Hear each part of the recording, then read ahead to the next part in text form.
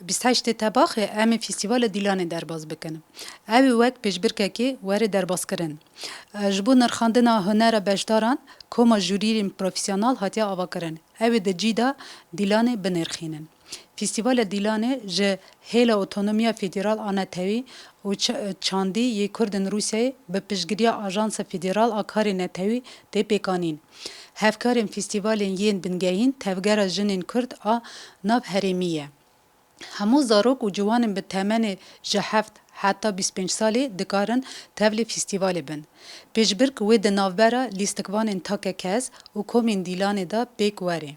Me ji bo hemû beşdaran diyarî amade kirine. Yên ku serkevin wê xelatên taybet bigirin. Armanca me ew e ku em bala zarok û ciwanan bidin çand û hunera netewî û derfetên ku zarok hunera xwe pêş bixin ava bikin.